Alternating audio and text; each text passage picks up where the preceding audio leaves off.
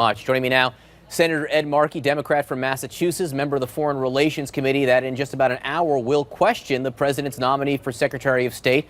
That is the current CIA Director, Mike Pompeo. Senator, I'll get to Mike Pompeo in just a moment. First, I want to get your reaction to the president trying to walk back his statement that missiles are coming in Syria. He now says, never says when, could be soon, could be not soon. What do you make of it? Well, obviously, it's an incomprehensible, contradictory set of policies that he is putting out there. It's like it's a diplomatic a Tower of Babel. No one knows exactly what he means by these tweets, I think including his own advisors. It's a terrible way to conduct foreign policy, military policy, but I just think it's all part of the chaos that has existed in the White House almost from day one, and it continues on to today.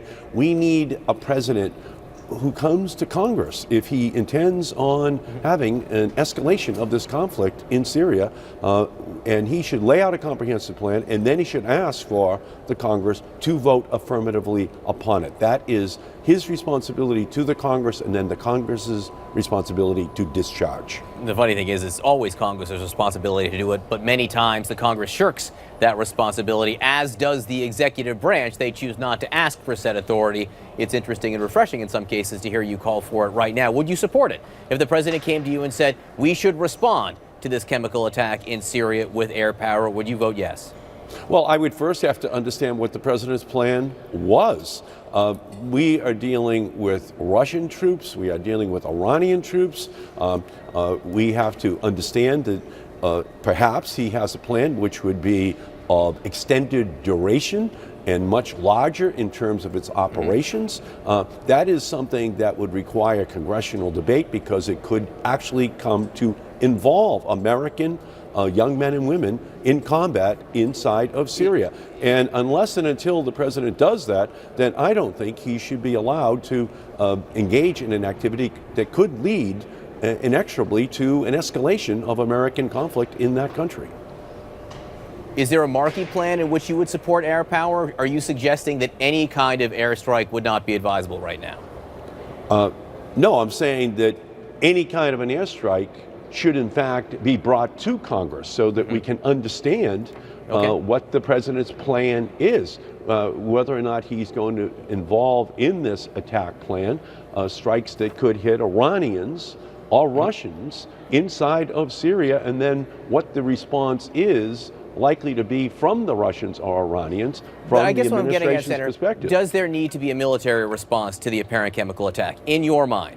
There's no question that the United States must be the moral leader, must be the leader in human rights on the planet. But we have to have a plan.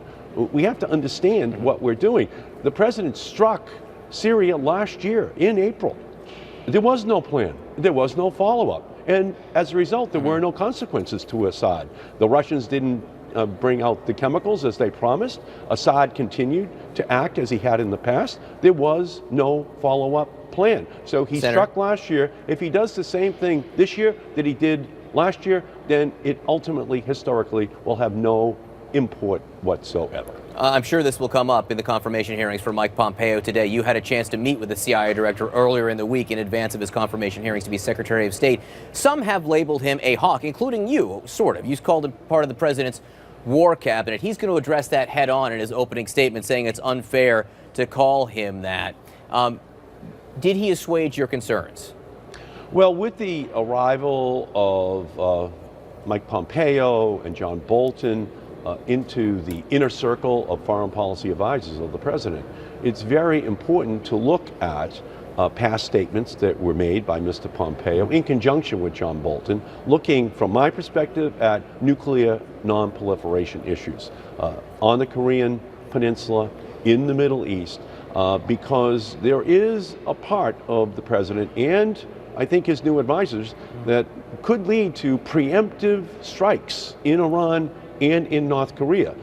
And I think that it's important for the American people to understand the exact details of any nuclear nonproliferation policy, which the administration has. If the North Korean talks fail, will there be a preemptive strike in North Korea? That could be catastrophic.